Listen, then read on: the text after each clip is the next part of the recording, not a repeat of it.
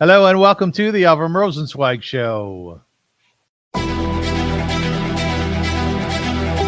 Welcome to one of the internet's best podcasts, where we dive deep into the lives of the extraordinary and fascinating people who leave an indelible mark on our world.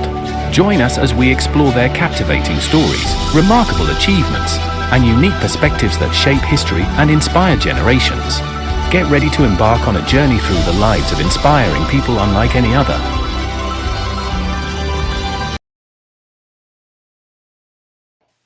Hello, folks, and welcome to the Avrum Rosensweig Show. My name is indeed Avrum Rosensweig, and I am just delighted to have you here, my viewers and my listeners.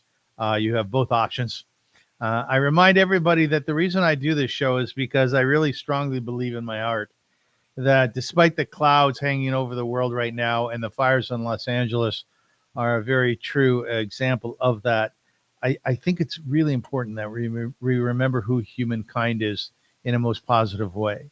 So when I do my interviews, I really pick people who are inspirational, individuals who have accomplished a lot in their life, who have found their particular zone and are able to articulate their past, their history, their present, and some of the dreams that they have for the future.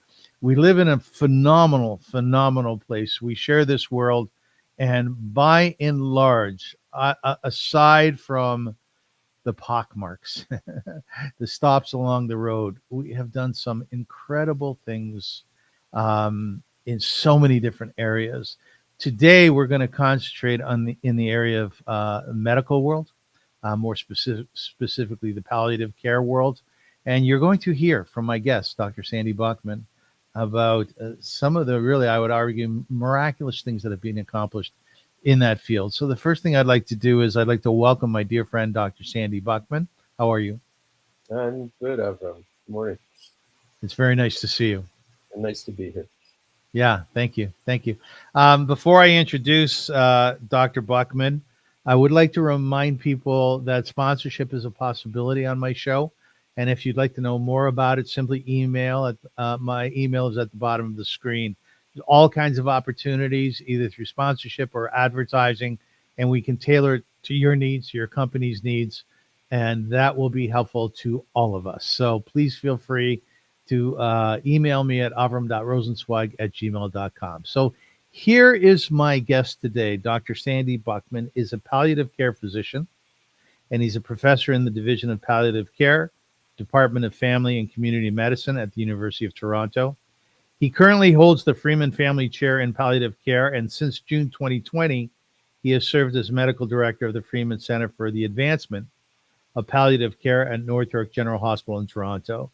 A great big muzzle tough. Congratulations to Dr. Sandy Buchman on his retirement from clinical care, but still there's a little bit in there. But this is a groundbreaking time for him, and we're very, very excited for him. From 2005 to 2019, Sandy practiced palliative and end-of-life care with the Temmy Latner Centre for Palliative Care, Sinai Health Center in Toronto. He's worked as palliative care physician in the Palliative Care and Education for the Homeless, which is called PEACH program. He's practiced comprehensive family medicine for many years of special interest in social accountability, primary care, cancer care, palliative care, HIV/AIDS, and global health, including volunteer experiences in South America as well as in Africa.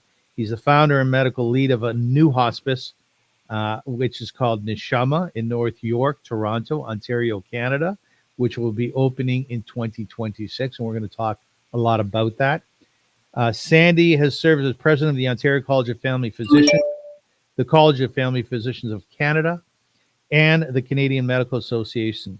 In 2020, he received the W. Victor Johnston Award from the College of Family Physicians of Canada.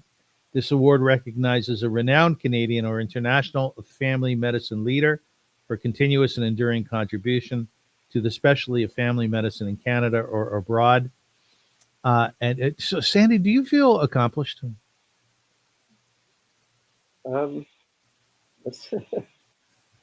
know, I never really thought of it that way. It's Yeah. The answer is, yeah. I mean, I recognize that I've had several accomplishments, and I hope I've made a contribution.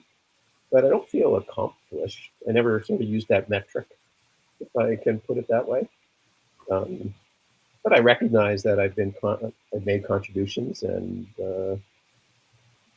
it's been recognized elsewhere. And so yeah, it's I feel good about my career. You're proud of yourself? I'm proud of myself that I was able to do some things that I hope made a difference and had impact, and the things I believe in and want to do. So I have pride in that, and feel good about that. And the question always becomes for me: do I continue that as I enter my Yeah. retirement phase and senior years, and in what way? Or do you actually leave that, you support, but leave that other leaders to have a chance at it? So I'm in that kind of conversation with myself, at least. Yeah, and the reason why I asked you this question is because after reading your introduction, I am mesmerized by so many CVs of doctors whom I know. My dear friend, Dr. Michael Silverman, who you know is an infectious disease doc in London, Ontario, and he's made contributions to the medical world and all over the world in such incredible ways. And I look at his CV and I look at his life and other doctors whom I know, including you, and I say, like, this is an area that I can never really touch. I can never really be part of. It's both mysterious and something that affects all of us. And it's phenomenal. It's phenomenal to read it as a layperson, if you will. That's sort of the genesis of my question. I guess, as a physician, and having the privilege and the opportunity to be a physician, even though we need many more, it was really accorded to very few people, Yeah. around. And so the good, yeah, you work hard, but you also got good fortune to be able to get the opportunity to work hard and to do this. And it does open a path of opportunity that I may not have had otherwise, to do the kind of things I want to do. None of that was clear to me when I entered medicine. Okay, it was a more very simplistic kind of, well, yeah, I liked helping people. It's consistent with my background and family values. And Yeah. I had an older sister. And in the era where I entered medicine in the late 70s, you know, I think we had a lot of different opportunities and not the similar kind of awareness, except we just wanted to help. We wanted to do something, but very unclear of where that path would be, I think, for most of us. But I do speak for myself. I was unclear. What did your dad and mom do? What did they do for a living? My dad and mom were, born in the 1920s. Lived through the Depression and World War II, and came from poverty. Despite that, my dad worked hard uh, and became a dentist, but was part of a quota system of only one of three Jews that were allowed into the University of Toronto dental program. Um, and there's their issues. He didn't have enough funds or money to wear clothes, he said, to get to study at the university. So joined the army, at the Canadian Army during the war. And so he said he had clothes to wear to school, and worked in the army thereafter, until he went into practice. So I was lucky for that. My mom was early childhood education nursery school at one of the synagogues in Toronto, but then returned to being a mom and homemaker. Did you have a sense of their nachas, their pride in you? Yes, I did. They were, and my mom is still alive now, although in palliative care at the moment. My dad died about 3 years ago, and did have a strong sense of pride of making a contribution to society, to Canada, and within the healthcare setting. And my mom still tells me that. So You know. You just received the Order of Canada before the year end. Firstly, congratulations on that. Thank you very much. Wow, how did that feel to get that, Sandy? Well, a sort of ambush with it really was a surprise. I think everyone is ambushed with it. Yeah, and the motto of the Order of Canada in Latin is they deserve a better world, a better place. So it's about contributing to Canada and making better life and quality of life for Canadians. They want a better Canada, basically. And and I think that's consistent with what I believe. I wanted a better Canada. I wanted a better world. I wanted to contribute in a very broad way, seeing the struggles and the equities and the good luck that I had. You know, my grandparents sort of immigrated from Europe and from the pogroms before the Holocaust. Yeah. You know, and that impact of my friends' parents and other survivors, my teachers within the Jewish community who were survivors, cousins and family that came over. I'm reflecting a lot on the history of the era in which I was born and the country in which I was born. I was born, raised in Toronto, in Canada, and I didn't face the anti-Semitism my parents faced. I didn't have quotas to get into medical school. I didn't face the anti-Semitism that students are on campus these days. I didn't have to go to war in Vietnam, which my American friends and cousins did. I didn't have to go to war in Israel, which my Israeli friends and cousins did. I grew up in a bubble in time and space. And I think that, to me, and that's sort of a past reflection, that idea to want to make a contribution, make that even stronger.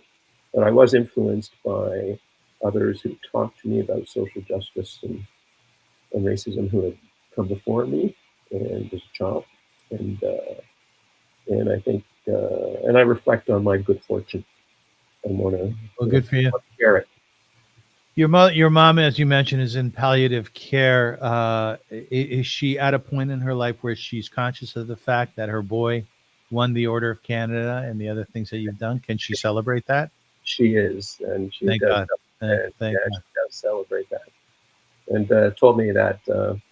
And I forgot it, but my dad predicted. I guess when I became president of the Canadian Medical Association 2 years ago, he predicted. He said the next one's the Order of Canada. So is that what he said?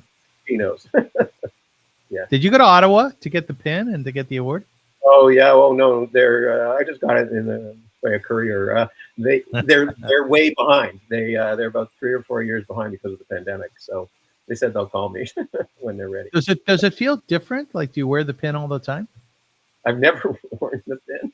Oh, you're supposed to. I'm supposed to wear it. Like, I probably should wear it now. It's like you're wearing it now. It's like a lapel pin, but I almost never wear lapels anymore.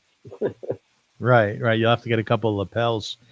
I think the thing that really honestly mesmerizes me about you, and we talked about this in an interview we did a number of years ago, is that you're a really, truly authentic creative thinker. And you're not ostensibly anyway held back by barriers. And I'll give the listeners, viewers, an example of what I'm talking about. You were in high school, and I believe some of these details may be correct or otherwise. You were finishing grade 11. And like many kids in high school, including my son, Noah, was not terribly crazy about it. I think the education is lacking in high schools, especially public schools, and they could just do so much better. God bless our teachers. I just think they could do a lot better in terms of, encouraging and inspiring students. So you looked at that and you said, nah, this isn't for me. And therefore you set about, phenomenally, starting your own high school. Is that basically right? You got the story right. Yeah, I left after grade 11 and kind of a little bit aimless for a while, but met up with another group of kids who were like me. And we said, okay, well, we weren't against education. We were in learning. We actually wanted to learn in education. We were a good group of kids. We weren't get into trouble, or we wanted to learn, but we wanted to learn in a different way. And so we created at the time, you have to think of the times. It was, early 70s, I guess. And, Yeah. to, you know, create a free school. And we ran it. We did. And about 27 kids came together. A new library in North York was willing to host us for free. And we went out and got our teachers from universities and colleges and high schools. They taught us at night. Used to sneak in Tilted Collegiate at night, for our biology and chemistry sessions with a wonderful guy. I remember the teacher very well. And mhm. Did you pay them? No, everybody was. We didn't have any money. Everybody was volunteer, and we created small groups. We studied things like climate change before it became an issue. It was pollution probe was just getting going. We used to walk where the Allen Expressway is now and saying they're going to turn this into an expressway and freeway and go right downtown. And what's the impact of cars and destroying neighborhoods and things? We were doing this, in vivo, in the environment in which we were in. We studied Shakespeare with leaders and, cycled to Stratford to see King Lear, and discuss it around the campfire. We were sort of that kind of. But we got accredited by the Ministry of Education. I got my grade 13, high school diploma, and therefore was able to go on to university. Right. It was much more of an experimental experience of education than sitting there and listening to a lecture throughout your entire day. And you know what I love? I think the cherry on top is the fact that you needed a principal, essentially someone to sign off on the certificates. So you asked your buddy's dad, who was what, a mechanic? No, he was a used car salesman. Oh, is that what it was? I love that. And he assigned my grade 13 high school diploma. Yeah. I love that. Have you been in touch with those boys over the years, the kids who were in the school? Occasionally. Well, my brother was. Yeah. My brother was part of the school, so certainly have been in touch. And we've been in touch with, periodically with a couple of others. I have a friend who is good. I see her regularly. And, we do. Some of us have remained in touch. I think the thing that really interests me is, as a father, I have a sense of how far I would, let's say, allow my son to go. Mm-hmm. The idea of dropping out of high school and creating your own might be anathema to my thinking. I'd be really worried that they wouldn't follow up and so on. So really, kudos to your parent. What's that? I have 3 sons, and that would have been a worry. It didn't happen with my sons, but it would have been a worry for mine too. Right, but kudos to your parents. When I asked them about that later, it was kind of like logical consequences. Okay, you have to face what might happen if you don't get into school, or you run into problems, or you got to know what you're getting into. It was interesting that my mom's rabbi's daughter also wanted to join, and she did. She was my age, and we were in the same grade. And she was highly respectful for her rabbi, and he was very supportive of this experiment. He used to actually drive us up to the school sometimes and everything else. So it was when she saw that he was willing to let it go, and she became very successful. Currently lives in Israel. We held on. We were an interesting group of kids, so I think they trusted us, and it did give us a sense that we could accomplish and create something. So we learned more than just what you would in school, and we did it in a different way. I think it helped me significantly getting into medical school. It's a bit of another story. But I don't think I would have got into medical school without having had that experience. Well, why is that? Tell us about that. Well, I wasn't into traditional education and the didactic teaching and the regurgitation back on examinations, et cetera, et cetera. And I did do a regular honors degree in psychology at the University of Toronto and the University of Western Ontario. And so I understood the traditional lecture format and everything else, and did well enough. And after a year doing social work with the Salvation Army, actually, which was interesting vis-a-vis the Hufta and our coagulation later on, I did psychiatric social work with trying to integrate people who had mental health problems into the community, vocational rehab. And then I thought about going to medicine. My sister had gone before me to McMaster University Medical School, and it was in Hamilton, Ontario, and it started a new medical program, which was based on not on traditional lecture format or anything, but on small group learning. Small groups coming together, trying to solve problems, because that's what medicine is: working together, looking at problems. And their whole education, they got rid of lectures and tests and written examinations, and it was really about that small group learning and feedback and moving forward. Long story short, they had an interview process, individual and team interviews, and how you worked within a team, which we were quite experienced at starting school. But they said to me, tell us about a problem you had, given it's problem-based learning. Tell us about a problem you had and how did you solve it? And I said, well, I had an education problem. And how did you solve it? I created my own school. And I think that got me in very clearly. And so, because I had done the same thing that McMaster was doing. Right. And I think the McMaster system helped me develop into a lifelong learner, the importance of ongoing learning and education, working with others, interprofessional teams, especially in palliative care, is so critical, and that kind of mutual respect and communication. So I think the high school actually got me into medicine.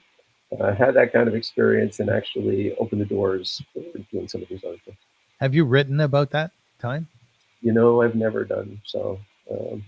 My wife, encourages me maybe to do a memoir of sorts. Oh, you should. Oh, you should.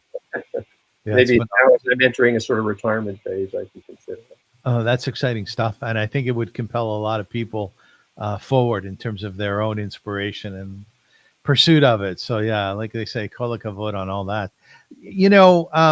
I've talked to various different doctors about the field or the stream within medicine that they took. And it's always very interesting to discover why one would go into psychiatry, versus infectious disease, versus gynecology, versus family. Everybody has a story to tell about it. But what's really fascinating is that there comes a moment in your life as a medical student where if you want to specialize, you have to make that decision, which is a lifelong decision. How did you do that? So I chose family medicine. And it may have been even a couple of aha moments very early on. My first months when I was placed with a family, and this was different about my master, placed with a family physician in the community, and just showed up at his office one day and was fascinated of how he dealt with things. I knew nothing about it. And we ran, in the middle of the afternoon to the hospital and delivered a baby. It was breech. I didn't know it came out that way. We were totally green, but we were already doing clinical medicine. And I think the impact, I think what I learned over time, being an early exposure to family medicine, was that it was about the social dynamic. It wasn't a specialty based on anatomy like cardiology or gynecology or gastroenterology. And it wasn't just on procedures like surgery, or orthopedic surgery or general, like was doing. It was based on the relationship between the physician and their patient and family. We learned very much about the intersectionality and the interplay between a person's who they are and their environment. Very much that was early days, right? It was new. We learned that the importance of social factors, which hadn't even been identified as a rule of the social determinants of health later. And I learned that. So I think it was that social dynamic and the effect that you could have the impact vis-a-vis your relationship and trust being the key component in healthcare between a patient and physician, and that your communication was good. And where I felt good and comfortable was in that relationship mode. And I kind of liked everything in medicine. I loved delivering babies. I liked the excitement of the emergency room. I loved the counseling. part and mental health and getting deeper into what that patient's values were and who they were, and going to their Neshama, if I can put the reason. So the essence of who they are is what I think I thrived in, and that's one of the reasons I chose family medicine. It is the main. Sandy, what's it like to deliver a baby? Oh man, it was thrilling, and I think I liken it actually to exactly what I do now in helping people die. So, birth and birthing is a human physiological process. If you want to get kind of technical, it's inevitable. It's going to happen. And what I learned from the excitement and the beauty and the thrill is what we do as a healthcare providers is make it safe and comfortable for the mother and the baby, for our patients. And it's very person-centered of what that mother needs, what the baby and her partner or support. And we focus on that sort of person and family-centeredness. And that relationship part and that excitement of bringing life into the world, but all we do, have some humility about it, is just to make it safe. Yes. For them and comfortable as possible. And now in palliative care, what's dying? Dying is inevitable too. It's going to happen. Mm-hmm. What I do as a palliative care physician and with the team that I work with is to make it safe and comfortable for them. Just two sides of the same coin. And so, and I've often looked, I was building a birthing center in the past, now I'm building a hospice. To me, it's the same, but in our society now, we celebrate birthing. We have beautiful birthing centers, delivery, and a lot of funding. And palliative care, not so much. Okay, it's really restricted, and it's a charitable endeavor, certainly in Ontario, but in many places across the country. And so, birthing is exciting and helpful, but I find as well on this end of things, at the end of life, very similar kind of personal satisfaction and professional rewards in helping others get through this safely and comfortably. On the birthing side of things, just to stay with that for a moment, are you one who, when the baby comes into this world and you hold it for a moment, or you pass it to the nurse passes it to the mom, are you one who sees within that a miracle? Oh, totally. Like, the seeing it happen and come out and this live, beautiful being and child, okay, but can deal with it if it isn't, is it's a huge adrenaline rush, and it's the awe of life. The awe. The awe, AWE. Yes. It's the awe of birth and how incredible it is. So not to take away from it, but the awe of how we die and exit to me is just making that point is very similar. So I have an awe of life, both emerging and kind of proceeding, that continuum. And that's been family medicine for me in my early half of the career, and moving into the importance of a palliative care approach to the care of our patients. When we were growing up in Kitchener, Ontario, it was there that my father was a rabbi. My mother was a Rebbitzin. We had a family doctor by the name of Dr. Wyatt. And Dr. Wyatt worked out of a clinic in Elmira, Ontario. And Elmira, Ontario is known for its relatively large population of Mennonites. Right. So when we were little ones, we would drive to Elmira, which was 35, 45 minutes from Kitchener. And inevitably, we would be stuck behind a buggy with Mennonites, And then we would go to the office and we would sit there one by one. There were 5 of us who would go into Dr. Wyatt's office, and he wore a white coat, a white jacket. He was older as I saw it, although he could have been younger. And he wore his glasses down a little bit like that. Very warm and soft human being. And he was an enormous part of our life. really until we moved away and until he passed away. It seems like such a blessing to be part of a family on that level. You must have so many experiences of growing with the family. Avram, so many memories, seeing the families grow, treating generations of families. Um, I had the experience, and all in one, I had the experience when I remember just getting back to birthing and dying, where I was in hospital. I worked in Mississauga at Yeah. the Trillium Health Center, and I remember a patient, grandmother, um, helped her pass away comfortably in hospital. And immediately I ran up to deliver her daughter's baby and Oh, wow. delivered a little baby girl. It was within like 20 minutes, a half hour Wow. that that I delivered this. She passed away and I delivered her granddaughter. Okay. I use that example to see, you see the involvement and comprehensiveness of a family doctor's experience Mhm.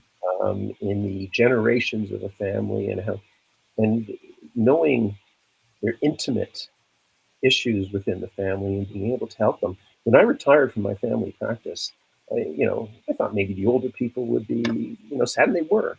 You know what struck me? Where the most difficult were the kids, the teenagers, who would come to me like almost like a second parent. Some things they could talk about, gender and sexual preference issues, birth control, mental health issues that they couldn't express to their parents. And I didn't realize even the impact that I had as a kind of a trusted professional, and like the impact that Dr. Wyatt had on you and the family and things. But that's how intimate it was, and they were the ones that were struggling with my leaving and retiring from that community and moving on. So big surprise to me, but yeah, the impact is profound, and that gets back to that social dynamic, the relationship issues, and how important that is in healthcare. Does your family have a family doctor? Well, now my family's older. Older, yeah, grown up. Yeah, we always did. I mean, my kids are adults; they have kids. I'm a grandfather, right? Is 80, and they all have family doctors for their families. Yes. I And I still do. My wife does. Yeah. And we're lucky ones because almost 6 million Canadians don't have access to family. Are you good with doctors yourself, like as a patient? I try to be like doctor patients are hard patients to have, right? I they're imagine. they're challenging sometimes. That you gotta, and same with your own family or caring. You've got to defer the actual decisions and the treatments. Don't be your own doctor or your own family's Yeah, doctor. yeah. Recently, a dear friend of mine, Marty Gallen, passed away, and about 5 weeks ago. And he and I did radio and TV together. We had a show called Marty and Avrum, the Food Guys, on Oh, CFRB. yes, I remember Talked, it yeah, actually. it was very quirky, very silly, but very nutritional. And we did television together, and I loved him dearly. He was like a brother. Have you lost any friends? Not that close. Thank Not God. Thank that, God. yeah. It's very hard because there's a place to put mourning when it comes to a parent.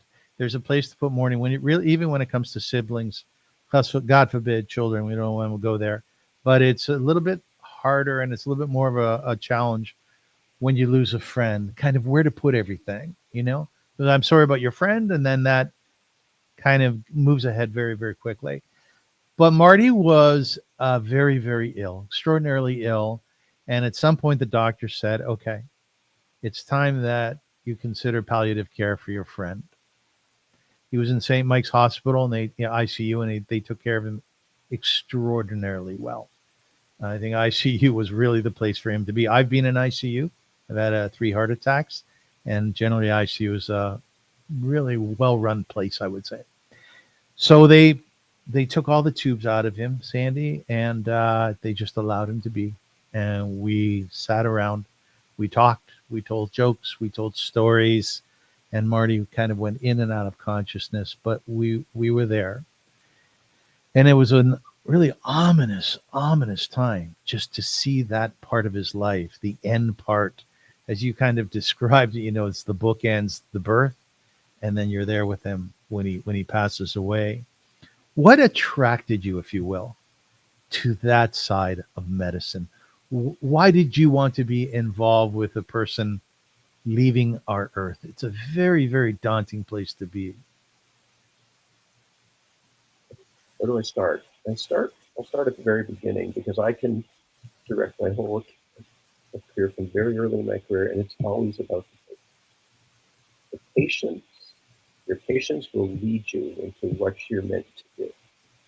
And I remember earlier I said I really had no idea, but it was my patients who told me. So let's go back to, I think, if I'm not mistaken, I was a 29-year-old physician in November of 1984.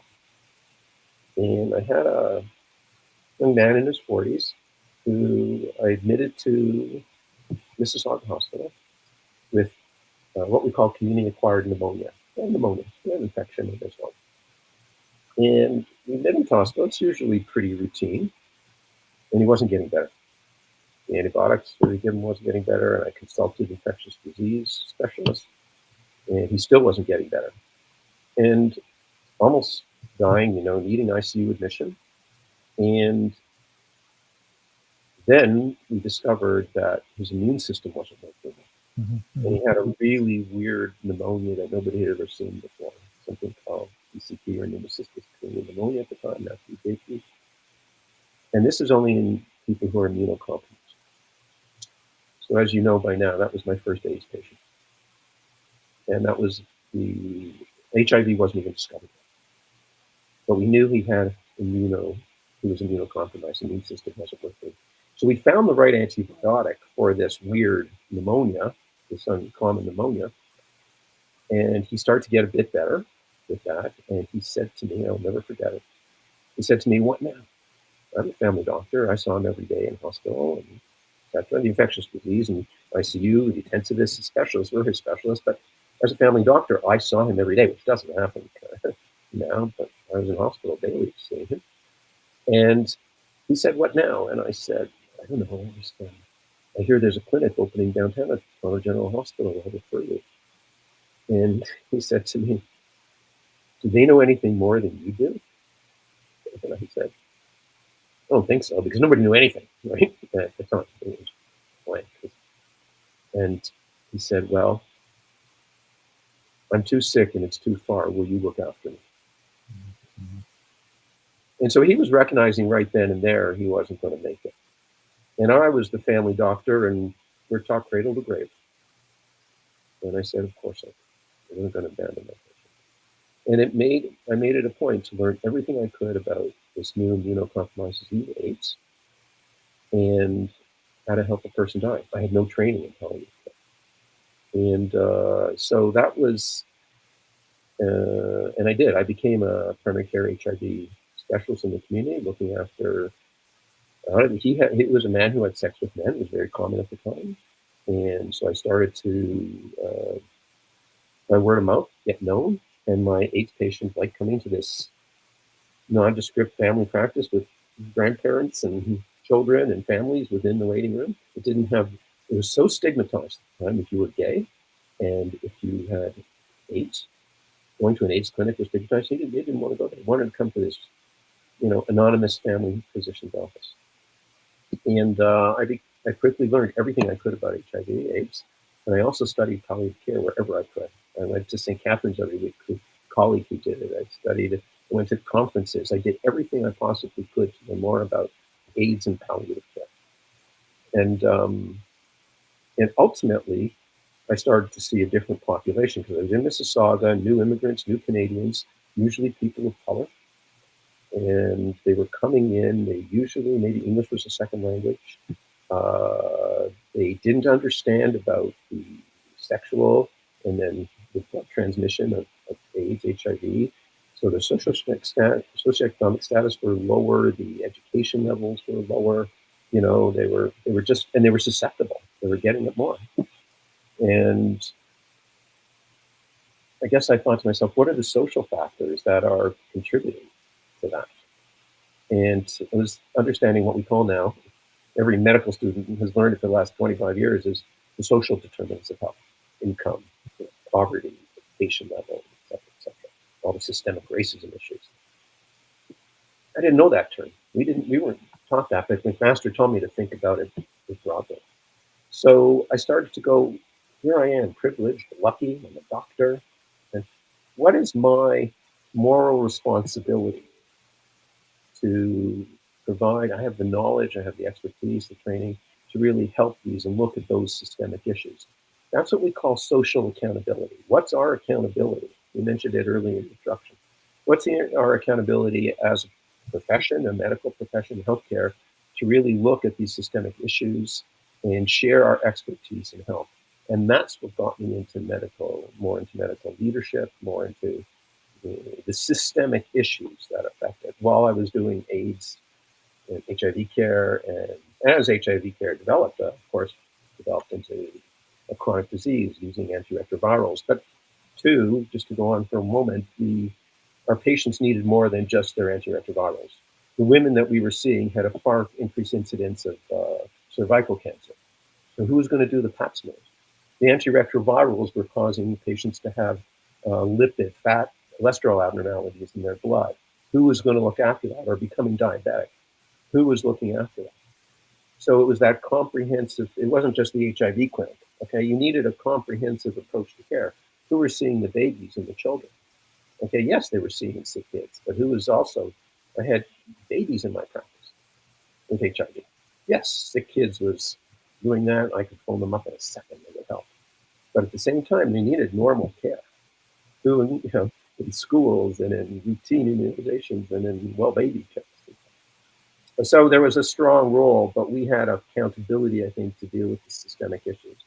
And that's what got me later in my leadership role. So all connected to that one initial patient in November of 1980. Can we say his name just to honor him or no? Confidentiality, no, Okay. I wouldn't say his name. That's fine. You and I actually have done some work together. I launched an organization called Via Hafta in 1996. It still exists today, and it's very vibrant. One day, hopefully, it'll close down, so there'll be no more homeless people. But way back when we first started for about a decade, we did international work, medical work. And we did so in Guyana, South America, and we did in Zimbabwe, Africa. And you went to both. And that was very, very exciting for me because you took your son with you. In Zimbabwe. I have 3 sons, and each came with me on one of those missions. Right. Each one. Exactly. You're a good dad. Good for you.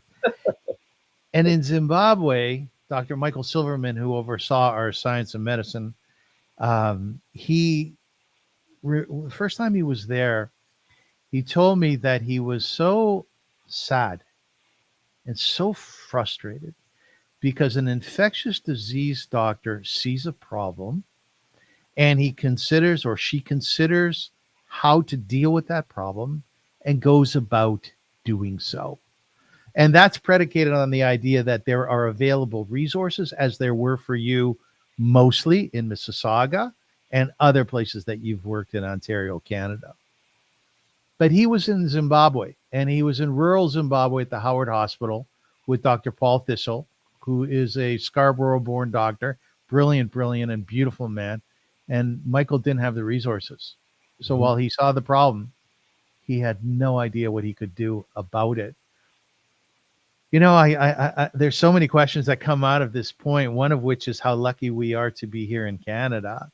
And I guess part B of that, and I'll throw this your way, was that a similar feeling that you had in Zimbabwe? Yes, but I think there's a positive reaction, which I think Michael undertook as well in a major way. So Via Hafta came around and in my life impacted my life hugely, and impacted my care of my patients at an age at sort of that early mid-career level that I've never forgot, and I continue to impart. I think we'll get to it later, but the creation of Neshama Hospice is actually a kind of a direct outcome. So when Via Hafta was created, and with the approach that it took to care to that sort of accountability to address the issues? Yeah. Are there some Band-Aids? Yeah. Are we creating a van to drive around and provide homeless people with supplies and clothing and food and comfort and human connection? Yes. That's as a Band-Aid measure, but it's also a call to action. So when we see the lack of resources in some of those communities, like in Guyana or Zimbabwe, which I mentioned I visited, it pushed me to advocacy. It pushed me to what kind of changes can we make in our system issues. And even though we're lucky in Canada to have resources, there's huge barriers for many of our population in accessing these. Again, all coming down to those sort of social determinants of health and systemic issues and barriers that prevent many people from accessing care, both here and within, for example, our Indigenous communities, but also elsewhere internationally. And I think that was a huge part of my education to see that. And so by going there, yes, I helped out. For example, I went to help out Dr. Thistle, help him out. He was exhausted. He was doing that. Yeah, we covered call and we'd see patients, and we're helping in that general way. We brought huge supplies. Yes. One of the things that we did, one of my sons, he thought he might go into medicine, that turned him, he wasn't going. But he arranged and did philanthropic work. We arranged a massive shipping container of supplies that we sent to the Howard Hospital as an example to help out. It didn't change a lot of the systemic issues, but you did what you could. And one of the things I did was train medical students from the University of Zimbabwe and have them there and in the kind of care. So teaching some of the things we learned in Canada and some of our techniques. I remember doing a procedure on a patient in Howard Hospital where you had to remove fluid from the abdomen. There was an accumulation of fluid because of heart disease, rheumatic heart disease. And I was teaching the students how to do this procedure. And when I reached for the sharps container, which is usually protects the needles, and at the time, HIV prevalence was 25%. So 1 in 4 people had HIV.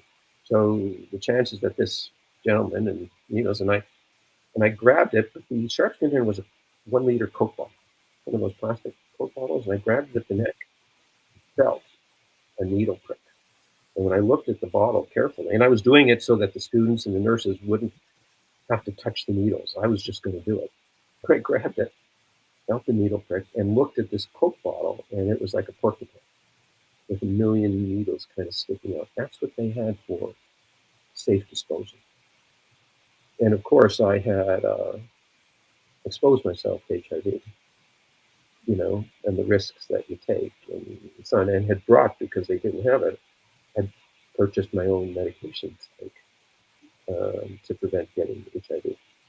And my point, I guess, of all this is to really point out that, yeah, we take risks, but we do what we can to improve the capacity of these countries to deliver the care by, say, the training of the students and helping out where we can and bringing techniques and equipment and supplies to these places.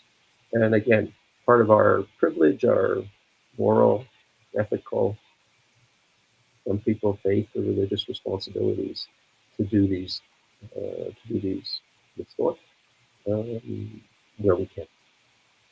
I'm so excited to have had a partnership with you. I must tell you, because of your accomplishments in life, it just makes me feel better as a human being. It really does. So thank you for being part of it.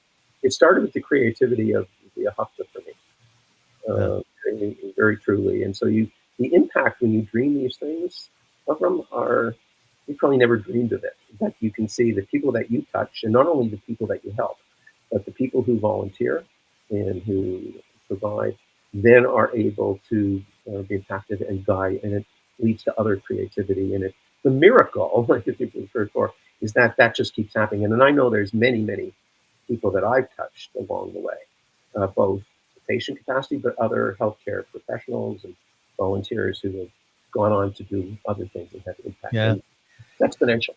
A great big hug to you, Sandy. A great big hug to you and your family. I want to mention that in probably a few weeks from now, I'm hoping to interview two young men who were conjoined twins upon birth. They were delivered by Dr. Rachel Spitzer, God bless her, Remember? who was part of Yahafta and our medical work in Zimbabwe. They don't speak English, but I think we're going to be able to find a translator. So stay tuned for I that. will. Shona. Yeah, it's really exciting. Really Right. exciting. And So, that's Doctor, when we, I want to start talking about Neshama, which is a palliative care environment that you're developing and will open in 2026. Before I do that, you very clearly articulated your response to the world, to life, and how you superimpose your medical education and your career over that. It's the beginning of life. It's the end of life. You see that formula very clearly. Now, one thing that you were working in fact, you were a pioneer of. You really were involved in the genesis of the development of MAID, which is assisted dying in Canada. How does that fit into the formula? so, you know, I remember the original decision that led to the Medical Assistance in Dying, or MAID, MAID legislation in Canada, came about as a result of the Supreme Court decision called the Carter decision, which was an application of a woman and others to have the right to have an assisted death, respecting, I think, the principle of their autonomy to make a decision of what's that thing. So I'm in a large palliative care group in Toronto at Sinai Health, the Temmy Latner Centre, and we're palliative care physicians, and we do everything we can to comfort people, but we don't hasten death. Okay, that's a key principle of palliative care, not to hasten anyone's death. And so we have this large group, probably the largest in the country, of palliative care, and we knew the Supreme Court decision was coming down the pipes. So, and we're like everyone, we were all on, you know, kind of there were some people thought this was great, they would do this, and the majority actually were quite hesitant. And I had always I guess, but lived and experienced in my career this sense of, in a selfish way, I'd say, when my patient said to me, I want to die, I can't take this anymore. Um, I was always sort of selfishly glad that I could say to them, okay, well, we can't do anything about that, but I'm going to make you as comfortable as possible until your natural death. So, and so we had this, rather than fighting each other, which became the sort of it's the way it was in the profession and still is in some ways to this day, although it's much better. But there was, between palliative care and people of MAID, we had a respectful discussion between conscientious objectors based on their values and faith, etc., and what I refer to as conscientious providers. And ultimately, after going through a long reflection period about my faith, about my values, about what I stand for, I ultimately did decide to come down on the place of respecting my patient's autonomy. And also thinking, even again, ultimately at my death, I've seen such intolerable suffering. At my death, I might want it. And if I had not provided it when I could, when I had the medical skills, expertise, knowledge to be able to provide it, could I really ask for it? That was a dilemma within myself, because the suffering that I've seen. So I come at palliative care and medicine with a sense of humility. We cannot do it all in life. ICUs, anything in medicine, the greatest medicine and the fantastic things that we do to defy death and to prolong life are amazing. But everyone will still die, like I said earlier, inevitable. And even in palliative care, we can't do it all. Sometimes with dignity, for example, and other things, people have just lost it all. And there's a point where life is intolerable. And so I wanted to respect and alleviate their suffering in any way I could, which included the legal assessing for me. And thus I became an assessor and provider for medical assistant dying, and I have no regrets. I know I've helped a huge number of people and their families. And I take, again, that person-centered approach. And oh yeah, maybe I'll just leave it at that. That it's something that so. But I just want to say maybe one other thing.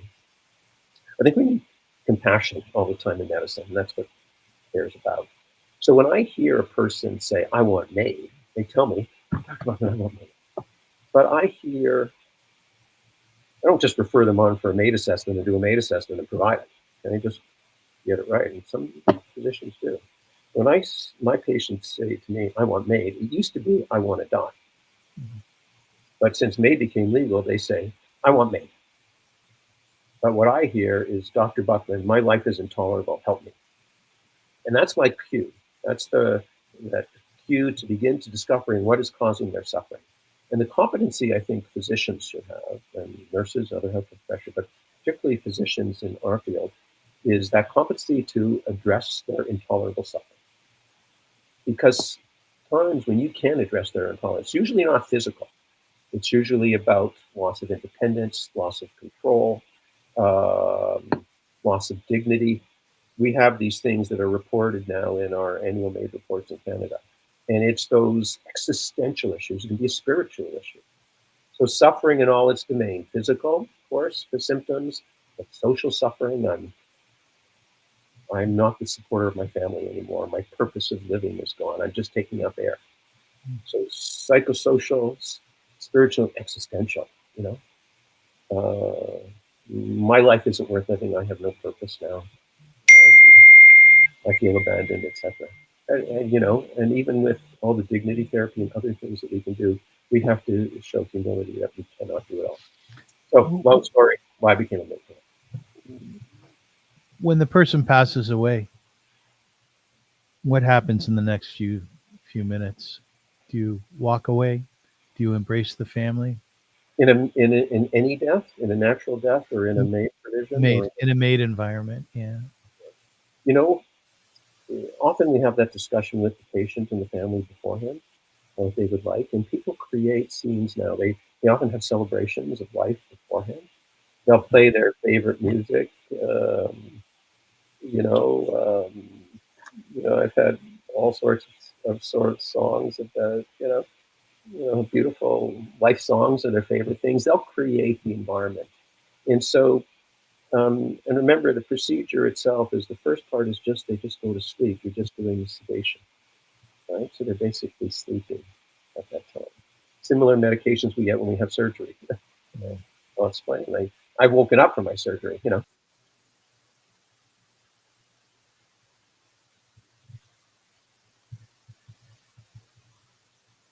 wake up after surgery. But I leave time and give space for the loved ones and the family to be there. Yes, I'm kind of off to the side doing the injections of the medications, and we do a brief pronouncement, and then we really move back and allow whatever time the family needs and wants to be with their loved one. Do you have to go home and have a coffee yourself? Over time, we used to worry about that, how we're going to be. And I think we get to the point, both in palliative care or in this, we create the supports. We have our loved ones with the supports with each other. And it's usually often of them it's just so peaceful, that we feel we've done the right thing for our patient, their wishes, and respected their wishes and their autonomy to do it. So there's a kind of a certain sense of peace, despite the sadness of the whole situation. You're living such a brave and courageous life, Sandy. As we say in Hebrew, kol hakavod, well done. Now, ladies and gentlemen, Neshama Hospice recognizes that dying is not just a medical and physical event. It requires psychological, emotional, spiritual, and social support for patients and families, including grief and bereavement support. Neshama, when it opens in 2026, will provide the highest quality patient and family-centered holistic care based on the very best practices and evidence, such as private rooms, including an ensuite bathroom, as a publicly funded health resource. There's no cost to individuals. It'll be located on Cadillac Street here in Toronto, a quiet tree-lined residential neighborhood in North York. Would you say this is your biggest program or thing that you're pursuing to date? Well, it's very concrete. It is. Yeah, it is. Very concrete. $30 million worth of fundraising, and Versus concrete. Yeah. but a very concrete manifestation that puts together something that's really needed in the community. The health region of North York has 1 million people. Best practices suggest we should have maybe 50 to 70 end-of-life beds funded by the government, and currently we have zero in this. So we will be for the health region of North York, those first 10 beds. We're applied for 12, we're building for 12, and hopefully we'll get it, but we are funded for 10 currently. So we are addressing a huge need. There are many, many people that, people want to pass away in their preferred location, usually not in a hospital, but often at home. But sometimes home, there's no home. Or sometimes home, you live alone, no one really to support, or you don't have family. Or you have an elderly spouse who's sick and can't really provide the challenging care at the end of life, both the symptom management and the physical care, even with wonderful home care. But there are limits to that too. So we need this kind of hospice residence where 24/7 high quality care can be provided. So this is 24/7 end of life care, the availability of physicians, nurses, social workers, pharmacists, interprofessional team, that clergy, that can look after that individual. And so currently 0 beds. Now there will be 10 in 2026. And I vision a whole range of this across our city and beyond through Ontario. So it's predicated on 3 Jewish values, one of which is Gemilut Chasadim, which is acts of kindness, repairing the world, Tikkun Olam, and visiting the sick, Bikur Cholim. It's called Neshama, which means the soul. So when you came at this through your Jewish values, right? Absolutely, and leading them. And I named it Neshama for a reason, because yes, it means literally soul. But what is your soul? I mean, growing up, it was sort of referred to as, this is good for your neshama. It was like sort of the neshama. Yeah, like it was always the Yiddish neshama. I remember my grandparents saying to me, and I guess that impacted, like, that's when I talked about the relationship in medicine between physician and patient, when I talked about person-centered care, like using those kinds of issues, respecting the autonomy of who you are, your values, your faith, and how important that is in healthcare, I'm going to your neshama, if I put it that way, to the essence of who you are. And that's how I interpreted and why I named the hospice that way, because the philosophy of the care is about you as an individual, your values, your background, your culture. Okay, so it's open to our diverse population and going to respect that. And I will put in a thing that I think via Hafta impacted the development of the hospice to me, because, and it's especially powerful now in this world of anti-Semitism that's again reemerged, and how difficult it is. Via Hafta to me provided this wonderful way that the Jewish community could create and help the general community as well, right? Based on Jewish values. Neshama is a reflection of that. Okay? How we as a Jewish community have come together with the Jewish community that supported the development of this hospice. And, we had the opportunity and the privilege within the Jewish community to raise the funds. Okay, and I don't think any hospice has done as we've done 10 or 11 years, but to raise the amount of money that we had to, particularly after the pandemic and inflation and interest, and the Jewish community came through. So I see that too as ultimately related back to the creation of the Hafta and what it to me what part of what that meant, and I hope to kind of pay it forward in this way with a place like Neshama. Well, thank you for saying that. It means a lot to me. You know, we often wonder about what we've accomplished in life. That's when I asked you at the beginning of the interview, do you feel accomplished? And it was sort of predicated on that idea. We never know what we've done on Earth in life. You know, we've never known. And wouldn't it be nice if after 120, when we pass away, we could actually attend our own Shiva? Because that's when the real stories come out, right? But as to who you touched, Sandy, how widespread that is throughout the world, the truth of the matter is you'll never really know. So it's always nice to hear what, in my case, what I've done, what I've accomplished to some extent, and I thank you very much for that. It means a lot to me. Thank you. Well, you know, there was a psychologist passed away a few years ago, Stephen Covey. He wrote The 7 Habits of Highly Effective People and other things, but he wrote another book called First Things First. And he says for happiness, you need to live, love, learn, and leave a legacy. You know, live, we need a roof over our heads and food on the table. We need to love, we're social beings and have relationships. We need to learn and stimulate our minds. And the fourth one was to leave a legacy. And the accomplishment question thing, what our impact is that legacy period, and did it. And he asks it to sort of, like you sort of imagine, we don't get to know. He says, imagine you're at your own funeral and somebody's given you're in the back row at the funeral, and somebody's given the eulogy about you today. If you died suddenly, what are they going to say about you? Mm-hmm. That's your legacy, because you never know. So live your life every moment, you know, kind of, you know, all things. It's your last. What are you doing now that's important to you? And so if that eulogy happened today, tomorrow, what are they going to say? So we can live our life that way and have the impact if those are the kind of things that are you know, what's important to you. Mm-hmm. If you're Neshama telling you. Do your children know what you've done? Oh yeah, I think they and they each of them live their lives in their important, impactful ways. Mm-hmm. And you know, it's amazing. They're all incredible human beings, and they're fantastic dads. Are they? Are they?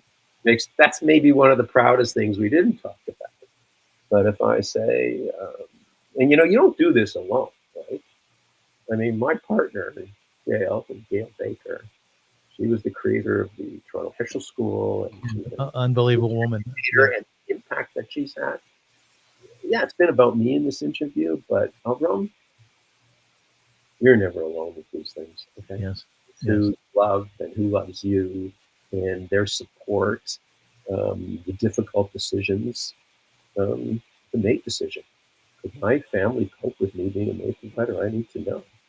Mm-hmm. You know, how's that going to affect them or impact their careers? My son's a bioethicist, one of my sons, you know, and these things, and how does it impact them, and do they understand?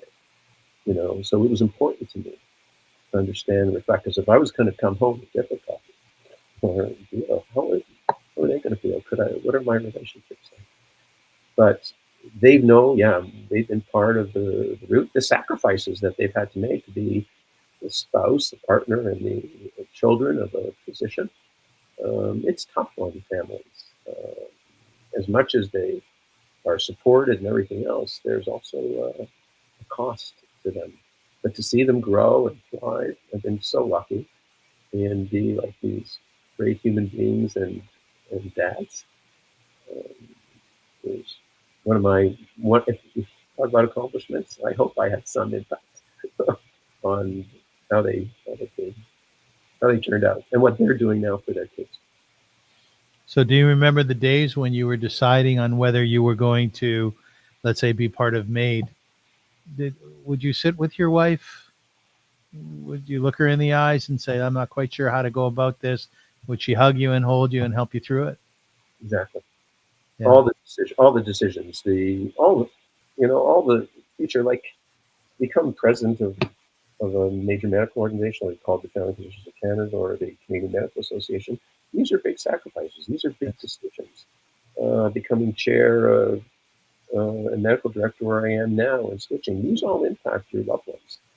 Okay, so getting involved in these things in a career, everything I do is I don't hold it in. I share it with with Gail and with my sons.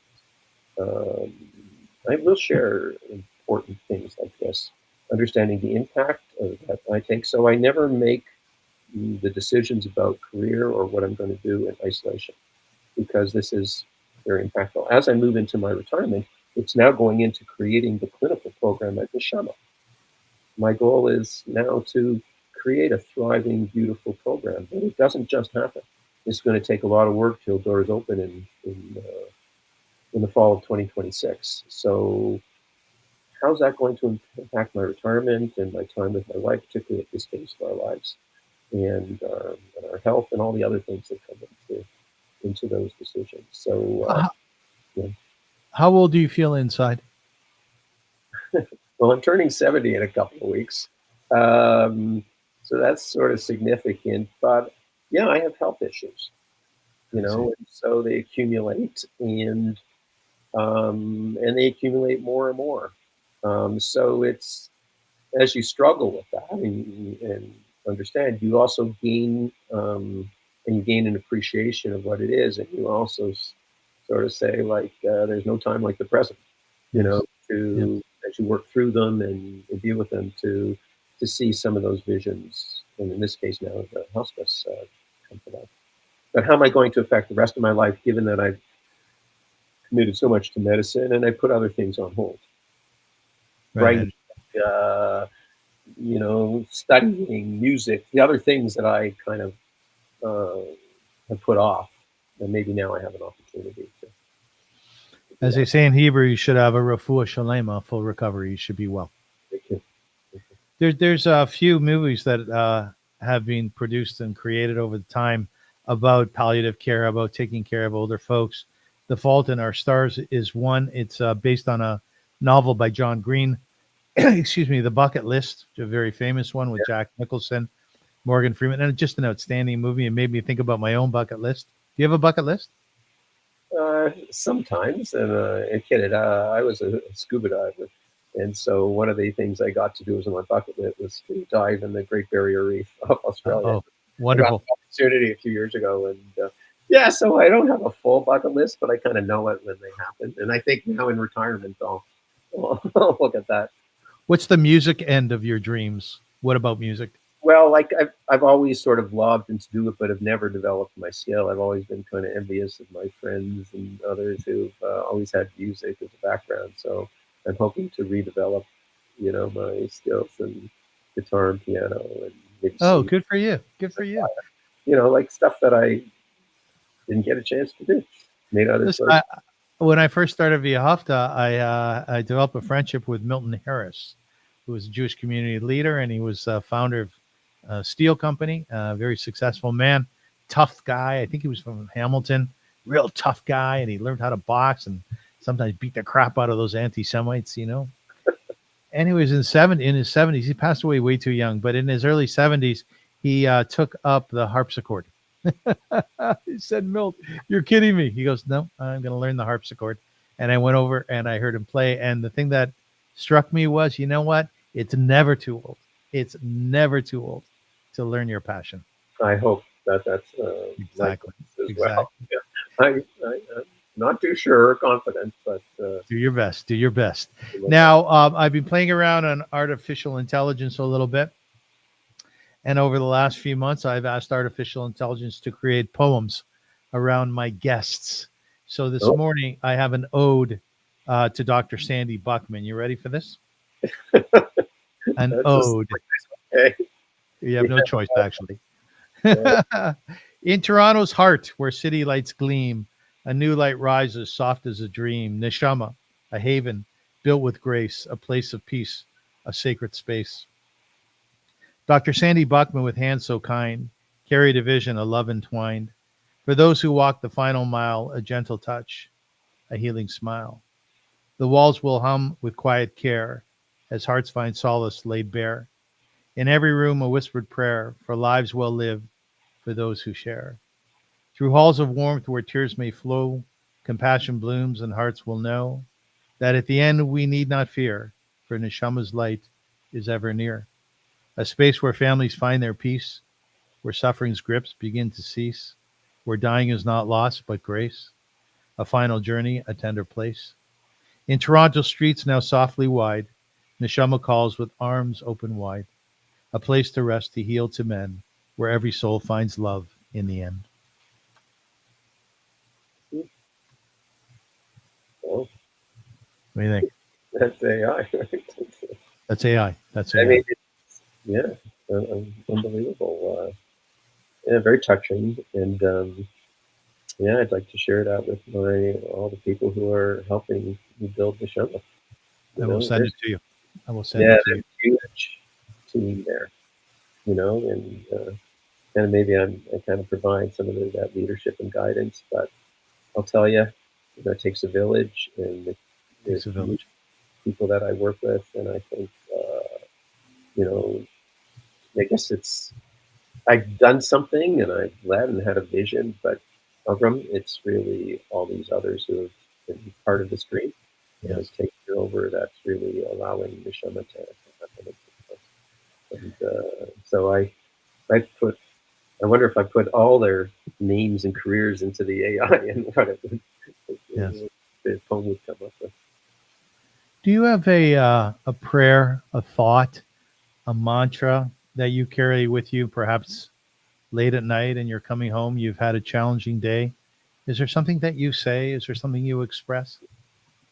There's something that I express, not in a formal words or prayer every day, but I do have a practice of gratitude.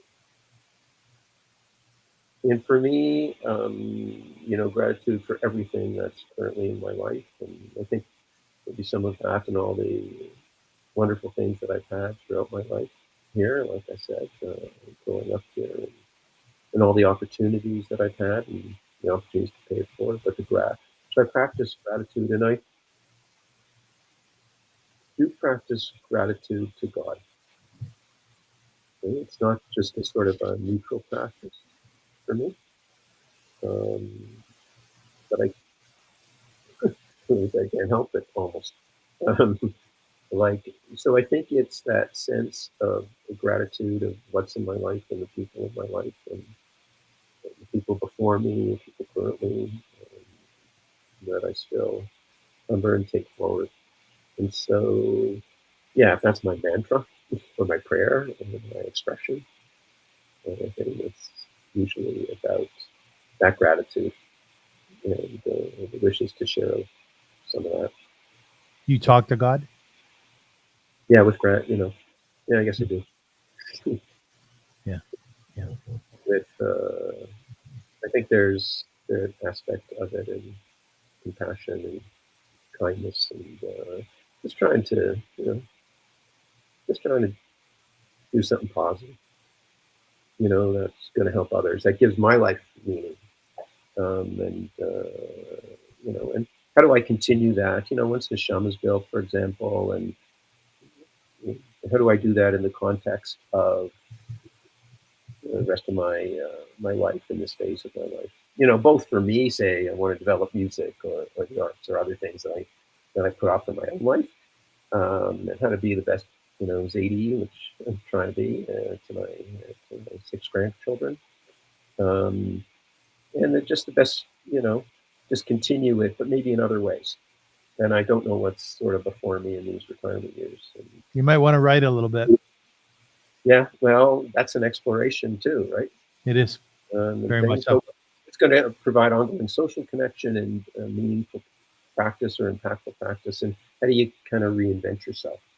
And so, I'm just so overwhelmed by this interview. I'm just so excited about what you've accomplished to date, and God willing, for many, many years to come.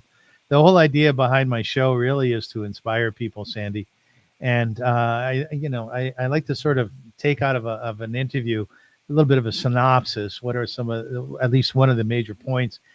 And what I was thinking throughout this interview is that you have the opportunity not only to be part of something, but you also have the chance, especially where we live in Canada in the West, environments that are imbued with tremendous resources and gifts and opportunities to start something.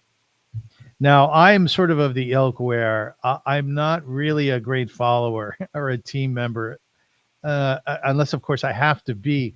So therefore, I've started a number of things in my life, and that has worked out really well for me. Probably a lot of it has to do that I really suck with authority. So so I've turned things into an environment where I sort of can run the ship. And I would suggest very strongly to those who are listening today and watching that if you really can't find a place to plug yourself into, think about what you can start on your own. Because again, the opportunities are endless here in Canada, the United States, and the West, and other parts of the world. There's huge opportunities to make something your own, as Dr. Sandy Buchman has done many times in his life through the launch of his own school after grade 11. Right? There's palliative care work. There's work with MAID, and now Neshama, a hospice, which will be up and running, God willing, in 2026. Consider that. Consider that. Consider launching something of your own. Any closing words, Dr. Buchman? Dr. Buchman. No, but thank you, Avrum, for the opportunity to, You're welcome. To reflect. I hope it is inspiring, and maybe just as your work was inspiring to me, it's going to. Thank you. I hope this is future inspiring to others and create something future. So doing this interview, if that comes out of it, one life and health is great reward for me, and so that's why I kind of took the opportunity to do the interview. Thank you. Why not? To help you. I mean, you've created this show, right? You've created this podcast to I did. Interview. You said at the beginning, I think, in your introduction, to interview folks who you think have maybe inspired you, but can inspire others. So I'm great to be privileged to be asked to be part of that. You have a very good memory, by the way. Do you remember my doctor's name in Elmira? Wyatt. Yeah, you're good. You have a good memory, man. That's not these days. Yeah, you're good. Oh, you're good. Ladies and gentlemen, thank you so much for watching and for listening. It was a great honor to be here with you and to be with my friend, Dr. Sandy Buchman. We will be back very soon, actually, with some wonderful podcasts coming up. I'm going to be interviewing a cousin once removed, first cousin once removed, Rabbi Dr. Yoni Rosensweig, who has ensconced himself in the whole issue of mental illness within halakha, within Judaism. And he's one of the foremost, I think, pundits now in the world having to do with that. And that interview will come out in a few days. So stay tuned for that. Until we see each other again, as we say in the vernacular, sei gesund. Do you speak Yiddish, Sandy? Sei gesund, yeah. Sei gesund. Abisale. And das vidanya. And until we see each other again, thank you so much.